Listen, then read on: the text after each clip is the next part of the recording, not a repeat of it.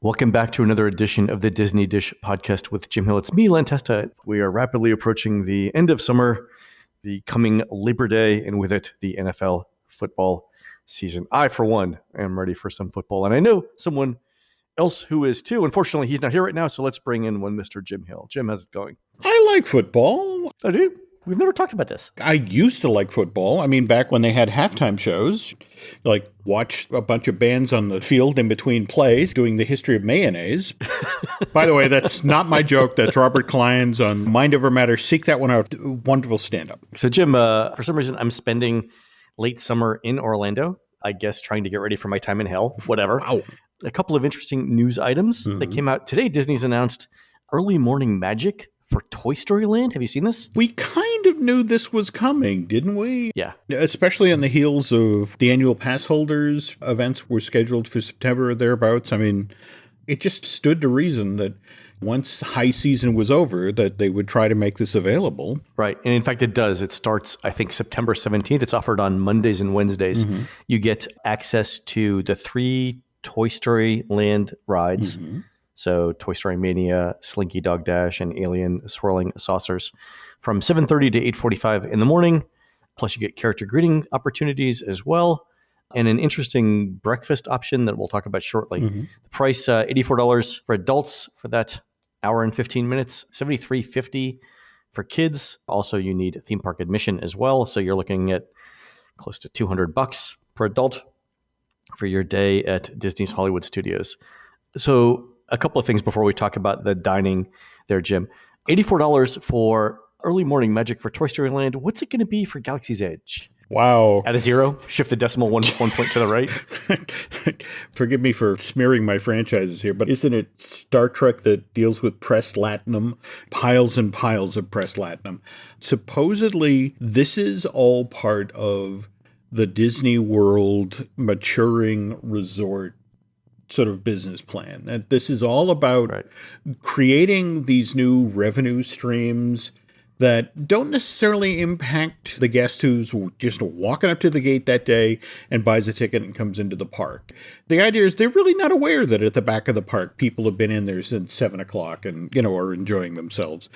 Right. The argument is that if you're that family that has come down to Orlando and that 3 to 5 day family vacation once in a lifetime or once every 5 to 10 years.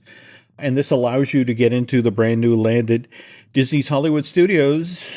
In your eyes, is this worth it? And I guess given that you've actually been in the land, Len, $84, is this money well spent? It's roughly $20 per ride access, not per time you're on it, but to get access to each ride is roughly $20. And then they do an interesting food option. I'll read you Disney's description of it and then we'll talk about it. It says, fuel up for your rise and shine adventures with a delicious breakfast featuring a continental buffet with yogurt, fruit, pastries, and assorted cereal, as well as your choice of a main dish like avocado toast or fried chicken served with a tasty cronut. The breakfast setup will be available at a select quick service dining location outside of Toy Story Land. And so that got me thinking a couple of things. One is, you millennials, the reason why you can't buy houses is because you're buying avocado toast. So skip that. But the second thing was, why is the breakfast outside of Toy Story Land? Like, where's the nearest quick service restaurant? Is it ABC Commissary? Ooh, geez. And that really stretches the definition of right nearby. Geez. Well, look, you and I both know that what is it, the Andy's Lunchbox quick service? Yeah, there's no way that you're gonna fit hundreds of people through there. I mean, that wasn't going to be a service option. And I don't think they wanted to. They couldn't provide the buffet in Toy Story Land because if this thing runs from 7:30 to 8:45, you can't break it down in 15 minutes for when the regular day guests arrive. I would bet you people are being handed a voucher with Disney hoping that what people do is they do their Toy Story experience and then afterwards at 8:45 they go to the restaurant and get breakfast. There's perceived value there because honestly, anybody who goes for breakfast. Oh, so you think it's a buffet like at Hollywood and Vine, the Hollywood and Vine buffet? Yeah, something like that. Just the very fact that you have from 7 to 8:45 or 7:30 to 8:45. You got an hour and 15 minutes. Even with a relatively small group of people in there, Can you actually get through Alien Swirly Saucers and Slinky Dog Dash and Toy Story Mania in 1 hour and 15 minutes? Yeah, they're all relatively short rides. I mean, Alien Swirling Saucers is a minute, minute and a half tops. Slinky Dog is 90 seconds, 2 minutes. Okay. And Toy Story's a few minutes. But yeah, and the lines are going to be short because not that many people are going to pay $84 for this. So you might get a few hundred people in line spread out across 3 rides. It won't be a problem at all. I'm betting, though, that this breakfast is at ABC Commissary. For one thing, $84 for an adult and $73 for kids is not that far off from the actual Hollywood and Vine breakfast price. They also mentioned quick service, so it's almost certainly not Hollywood and Vine. Yeah, I think you've nailed it. Toy Story Land and ABC Commissary being perceived as being close together. It's kind of like close. I mean, on a galactic scale. Well, there you go. All right, in the long run world, Greenland, Iceland. And funny thing was, I was at ABC Commissary 2 days ago for dinner. Laurel wanted to try the new vegan burger, and I got the Mexican pork dish. It came with a corn and cheese empanada. But the thing that was interesting about ABC Commissary was that they've now switched to an upscale dining venue. Before, you would go to ABC Commissary, you would go to the register, you would order your food, you'd move along the line towards the kitchen, you'd pick up your food, you take it to your seat. Now, once you order, they hand you a buzzer like you get at Be Our Guest in the Magic Kingdom. So it's an RFID-enabled buzzer, and then someone will find you wherever you sit in the restaurant and bring your food to you. Okay. Well, I mean, obviously, it's not a case of developing new technology. I think they're trying to make ABC Commissary fancier. The other thing I noticed is the price of the entrees is now a couple dollars more than the similar entrees at Backlot Express, which is what we're comparing to for prices. So I think the most expensive thing at ABC Commissary, which was the pork thing that I got, was I think around $16.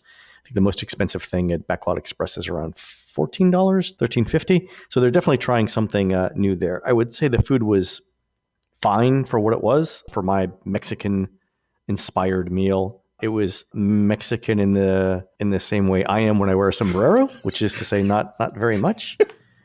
Oh, okay. It was fine. It was a lot of food. It was reasonably tasty, I guess. The service was good. I don't know that this new implementation at ABC Commissary is the solution to ABC Commissary's problems, but we'll see what happens there. Okay, because realistically, remembering that we are 15 months out now, in theory, from the opening of Galaxy's Edge, and once that opens, and just up the street is the entrance to the Rebels X-Wing area of the park and that sort of thing. In much the same way of what we saw with the expansion at Rizzo's Pizza and the Trattoria on Grand Avenue. Yeah.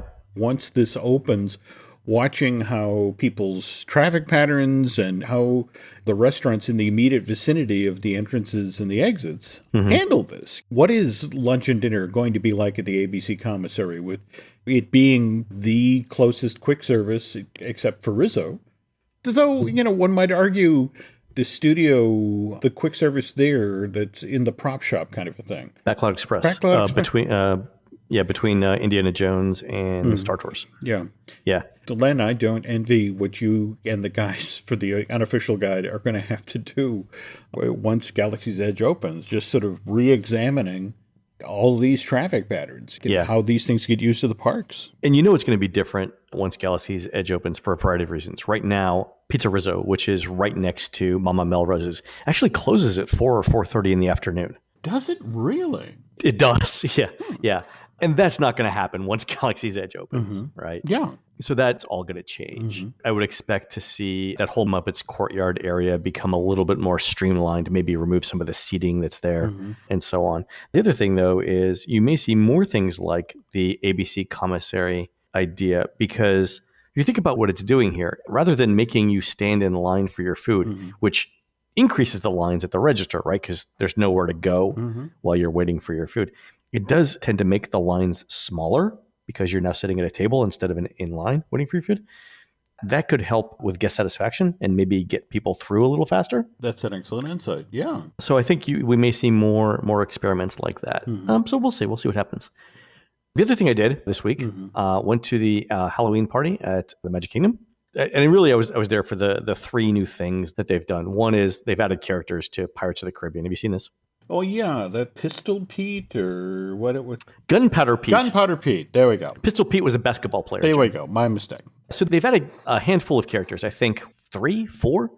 There's characters at the entrance, like as you walk in to the castle. You know how at like knee level and below there are storage areas for like gunpowder and things like that, where you can sort of look down and see things. And it's actually a little bit higher than knee level, but sort of like arched viewing areas where you can see into other rooms holding gunpowder and casks and things like that. They've put a character in there that warns you about Gunpowder Pete. And then when you're actually in the queue, in the boarding area, there's a character there holding up a wanted poster of Gunpowder Pete, explaining that he's very dangerous, and if you see him, alert the authorities and whatnot. And then as you're riding through the ride, remember a couple of episodes ago I talked about a bridge between the castle scene and the burning city scene that I'd never recognized before. That's where Gunpowder Pete actually stands on it. So I don't remember that bridge at all. So if it's been there for 40 years, I completely missed it. But it's really interesting. That's where he's standing, and he tells you to be wary. His tagline is "I'm Gunpowder Pete, the greatest pirate you'll ever meet." So it rhymes. That appears to be it. That's what they've done so far. So I'm sorry, but between the build up and the outside the attraction, inside the attraction, here's the wanted poster, and for that to be the payoff, I'm Gunpowder Pete, the greatest pirate you'll ever meet. It's like, really? That's it? Yeah, there's no other story. Okay, so we've seen Gunpowder Pete. Now what? Like what? That's it exactly. What's Act 2, right? What's or Act 3, right? Yep. We've been Act 1 we've been warned about Gunpowder Pete. Act 2 we've met Gunpowder Pete. What's Act 3? Yep. Where are we going from here, right? Yep. I love the idea that we're trying out new things in Pirates of the Caribbean or in any ride, for that matter. What's going to happen now? But the thing, when I was talking to Laurel about this, the idea that we generated was this: what other attractions would benefit from live characters? So immediately we thought of, my first thought was Carousel of Progress. Laurel's first thought was Frontierland Shooting Arcade, which Laurel's a little more hardcore than I am. But I thought that would be interesting. They've actually done Haunted Mansion live characters before, right? Yeah. Which apparently has traumatized generations of Southern Californian youth. Where they used to position the figure. It was a knight, right? Well, a knight figure. Yeah. What they would do is inside the attraction, if you know the endless hallway and then the casket with the, help, let me out, help. Yeah. On one side, there's that suit of armor with, the halyard that, he keeps moving back and forth and that sort of thing. They would actually put a cast member in the same space, dressed in a matching set of armor. And so, same thing, they would just sort of rock until, I guess they were told every second or third Omnimover, they'd move and jump toward the thing. And I only got to experience this once. I want to say it was the summer of 1983. The problem was that people who were riding the attraction, if you happened to be in the Omnimover that missed it, you heard the scream. And then, what was that? In the end, it wound up being more of not a guest satisfier. People were kind of ticked off that they missed the suit of armor. And to circle back on Laurel's idea, David Mumford, a legendary Imagineer, but David was also one of the great dog lovers of the planet and a friend of his to just really to get a rise out of him one day, because there had been, of course, all this talk about every attraction at the Disney theme parks now has to be tied to an IP. We can't do the original thing. So this friend, worked up this entire presentation. It's like, well, David, have you heard about what we're doing at the Frontierland Shooting Gallery? And it's like, no, what's going on? Oh, we're going with an Old Yeller theme. Oh, jeez. and it's every day we'll be going down to the SPCA and, selecting dogs and, just to put a little whipped cream in their mouth. And Dave was like, no, this is terrible. It's like, David, it's a joke. It's the worst idea I've ever heard. But the Old Yeller themed shooting gallery. Yeah, but it's an interesting idea, right? I'd love for our listeners to weigh in on this. What attraction would be better with live characters in it? What would you do with Carousel of Progress? Would you put a live human on stage yelling at Grandma, to the effect in the future scene? It's like, Grandma, this system never came in. Just nobody plays this game anymore. Why do we have this giant television? Where's the flat screen? Imagine something like the Comedy Warehouse meets Carousel of Progress. I think that might be funny, especially the Christmas scene where you could do a lot more around the oven malfunction and sort of tie in all the other scenes with jokes. Speaking of which, did you see where one of our listeners actually taped the Comedy Warehouse presentation that included the history of croutons? I did. I thank you for the video too. That was amazing. That we still have to do a show on that. I agree. The history of croutons. The things that people have in their home movies is just incredible. I agree. This is a total digression, but I was watching a YouTube video that was the Disneyland 10-year anniversary, the 10th of Disneyland, and it's Walt hosting it. So this is 1966. Yep. A couple of interesting things on it. One, Walt's companion during the video is a cast member named Julie, who was selected as Miss Disneyland 10th or whatever. Yep. And she was going to be the ambassador who goes around all around the world to talk about Disneyland. Very first ambassador, by the way. The very first. You've seen the video, right? Yep. Walt begins the show by walking people through all of the attractions that are coming up in Disneyland. So it actually doesn't begin with a retrospective of the last 10 years. Walt actually begins by looking forward, not back on the anniversary, which is a totally a Walt thing to do, right? Good. So he says, here's the thing we're working on. First, we're bringing children's ride from the World's Fair over to Disneyland. Let's go talk to Mary Blair and see what she's doing. So she actually walks over, Walt and Julie walk over, and Mary Blair's at her desk, and she's doing concept art for It's a Small World. Then they say, okay, now we're gonna walk over because we're bringing something to Disneyland. It's a haunted house, and Walt actually in the show can't remember the name of Haunted Mansion, so he goes to Herb Ryman and said, "Herb, walk me through the concept." Right, but he goes from there to who else worked on Haunted Mansion? Don't they go? It's at one point to Rolly Crump where he's showing off. Raleigh, yeah, they go to Raleigh next. Yep. So Raleigh's there, and he's like, "Okay, tell me about your part." And then they go to Exitensio, right? Mm-hmm. For pirates, and because they're introducing pirates. And then who else do they? There's one other Imagineer that they do. Well, Claude. I want to say one point doesn't John Hench walk people through? Oh, John, yeah, but he calls him Johnny, right? Yeah, there we go. So it's like every famous Disney Imagineer is there, and you can and Walt just casually walking up to these guys and saying, "Oh, by the way, tell me what you're working on." And it's the attractions that they're working on that we will come decades later to know and love. But the fact that Walt can't remember the Haunted Mansion name is very funny. The other thing I thought that was really funny about the show was this. Julie and the Imagineers clearly memorized their dialogue, right? You can tell just by the way that they talk that they're hitting certain words in certain order, and it's all been really well rehearsed. I think Walt showed up maybe after a 2-martini lunch, and the director was like, "Walt, you know what to do, go." And that was the show, because his speech patterns are, he's definitely not memorized the script. The fact that he can't remember the names of the rides means that he just showed up. Walt was definitely not rehearsed. Everyone else was on their A game. It was great. I thought it was really, really funny. This is definitely worth seeking out, especially for that last 10 or 15 minutes where they cut to the park and do the elaborate production number in front of the castle. Right. There was a thing with Mary Poppins where they're trying to do some sort of 1960s era CG where she's floating up. She comes in from the sky and then floats back up. For me, what's more interesting are the walk-around characters from the park from this era. I mean, particularly, I'm kind of glad I didn't run into the giant Scotty dogs. Yeah, I saw that. The size of some of these characters relative to Mickey Mouse. Yeah. In that these things were the size of like small cars.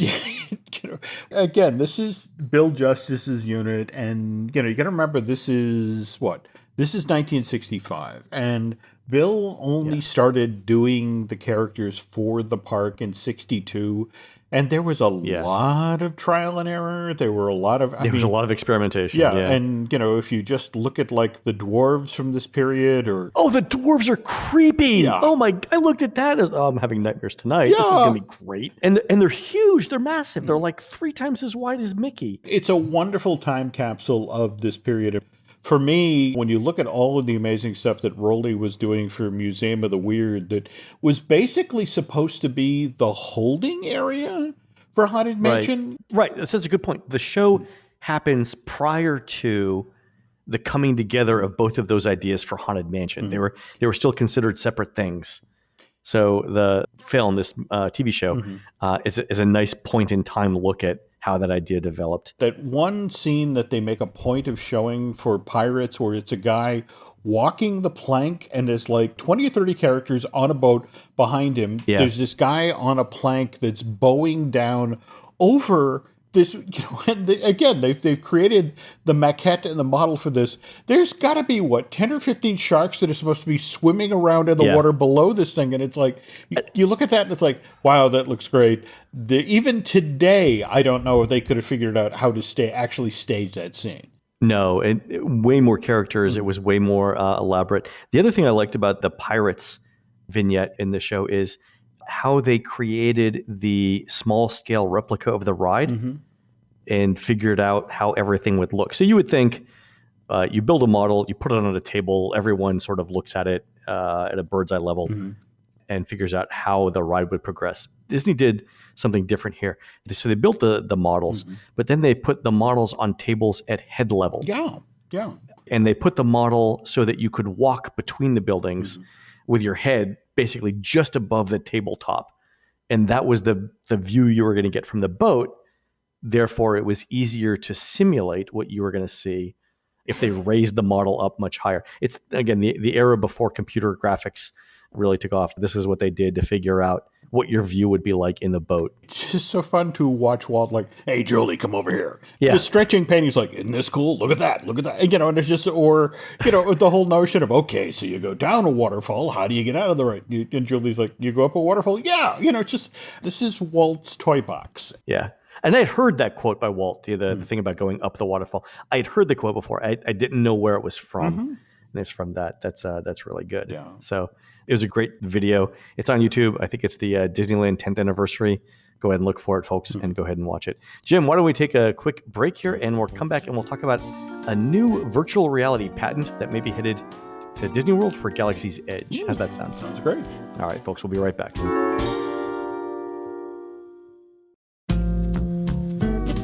And we're back. All right, Jim, we know that Disney has lots of interesting things in store for Galaxy's Edge. We've talked about some of the virtual reality stuff that we've seen at Disney Springs with the Void, the Secrets of the Empire. When I did this, I told you strap on a headset and you're walking around an empty warehouse in Florida. But if you're looking at it through the headset, it looks like you're on an alien planet fighting the First Order, right?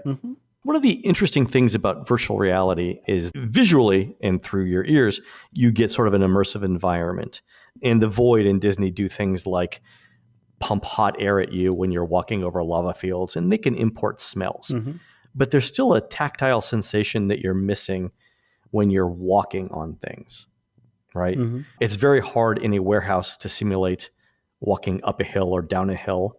It's very difficult to simulate ice or mud, for example. So the question is, how do you do that? So Disney's got a new patent application out. It's number US 2018 0217662, just published a couple of weeks ago. And in this, it is a novel floor system. The title is Floor System Providing Omnidirectional Movement of a Person Walking in a Virtual Reality Environment. And what this is trying to do is to figure out how to make the floor surface that you're walking on during your virtual reality environment more applicable to whatever environment you're in. The way that they do this is really interesting. Imagine you're at a floor that's set up in a grid, but instead of tiles, you've got circles on top of tiles. And the circles can move, right? They can spin one way or the other. And the entire thing is set up on a tilting table. So a table set up with a grid, and on top of the grid are circles that move. If you wanted to simulate walking uphill, you could not only tilt the floor a little bit, but you could turn the circles, you could spin the circles so that they spin coming towards you, which would provide a little bit of resistance as you attempted to walk up the hill, right? Now imagine the opposite. Imagine you wanted to simulate something slippery. What the patent says they would do is spin the circles the opposite way so that as your leg swung out, the circles would move your foot just imperceptibly a little bit more than you expected, which would, again, simulate a slip. Mm-hmm. What do you think about that? Oh, I love this. I mean, people forget how much what's under your feet sort of helps you sell the story. I mean, I remember at Universal Halloween Horror Nights back in 2011, Universal actually did a maze based on Joe Johnston's The Wolfman movie, which it was the first time Universal was doing a maze that would open before a film, and then there were production problems and the film got pushed to the following year. But the thing is, as you walked into the maze, you were in a forest, and, you know, a forest in the dark. But the thing is, you had leaves under your feet that made that distinctive crunch. And I guess it says something about how badly my brain must be wired. I don't remember anything else about this maze occasionally that a wolfman jumped out at you. But this leaf thing, you know, just that right. did such a great thing of establishing the world. And so, yeah, and as impressive as the Void technology already is, the notion of we can do better, and the, you know, that we can literally start the storytelling with your toes.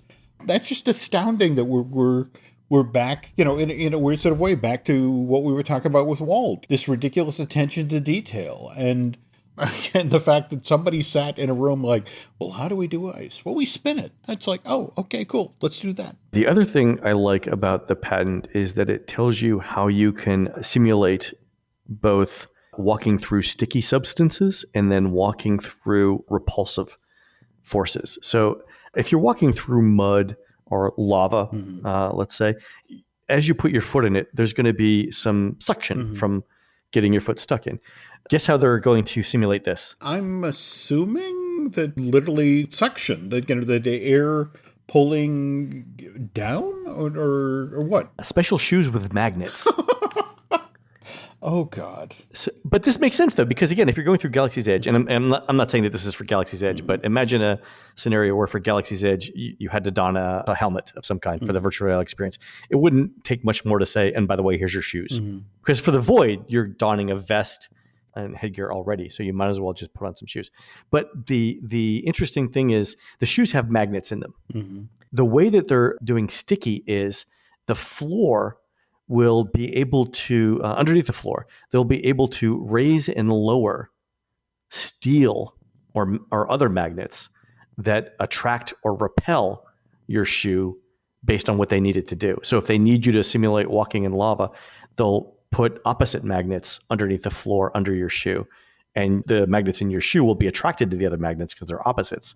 And it'll feel like it'll take you a little bit more force to move your shoe. And if they want to simulate the opposite of that, let's say like a microgravity environment, they would do repulsive forces. They would make both ends of the magnet the same so that when you put your foot down, you'd actually feel a little bit of resistance coming back from the floor.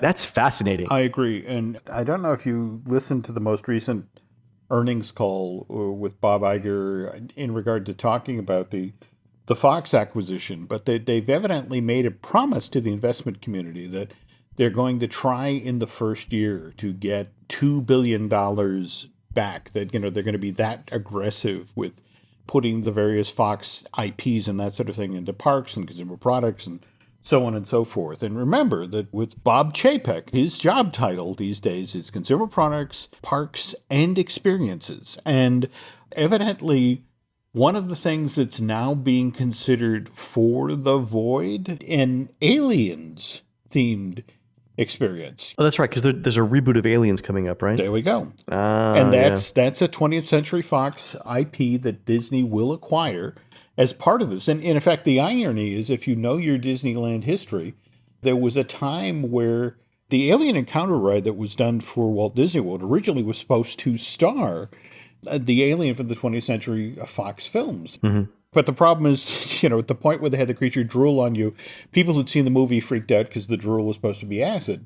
Now, the Void experience is 15 minutes long? 10 to 15. 10 to 15. Yeah, I haven't timed it that closely, but I've done it a few times. Well, supposedly one of the ideas that's being considered is that you're on the Nostromo. Recognizing that this is going to be that much more intense, that much more scary an experience, the notion is, well, is this something that we only offer on, say, September and October as our response to, say, Halloween Horror Nights at Universal? Right. But the incentive is that, Iger's told the investment community that, we're going to get a $2 billion return on the $72 billion, that we paid for Fox.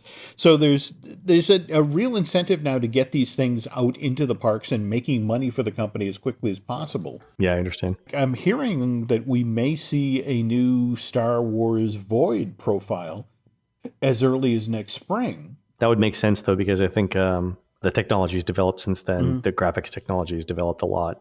And it could be that Disney would want to play test a couple of new elements for whatever's coming up at Galaxy's Edge, too. I agree. So a couple of things. Again, this is U.S. patent 2018-021-7662.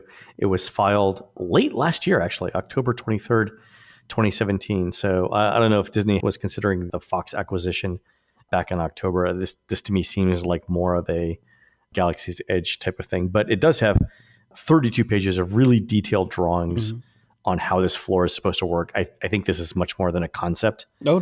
Based on the level of drawings here. I mean, these are industrial engineering drawings. This isn't a sketch. The number of people working on it, I'll give you their names. Imagineers Lenny Smoot, Gunter Niemeyer, David Christensen, and Robert Bristow. I guess we could see whether they're working on Star Wars stuff. That would tell us whether they're what this is related to. Anyway, check it out. Smoot. Oh, wow. Smoot Hawley Tariff. Actually, do you know there was a Smoot who went to MIT once, and there's actually one of the bridges by Harvard where they actually used this student as a unit of measure. They literally, these students from Harvard laid him down on the bridge and would move him. And I want to say they, I forget which bridge over the Charles is like 36 Smoots long. I'm sorry, pointless trivia. Wow. I have heard the story. I forgot it was Smoot. Again, whenever I think of Smoot, I think of the Smoot Hawley Tariff. But it shows how you and I are different, Jim. There we go. And that's what makes this show great. Speaking of the show, that's going to do it for us. Don't forget, we are produced fabulously by Aaron Adams. Please go into iTunes, Stitcher, or your local bridge over troubled waters, and right on the side of it, what you'd like to hear next for a show, and send in any suggestions. For Jim, this is Len. We will see you on the next show.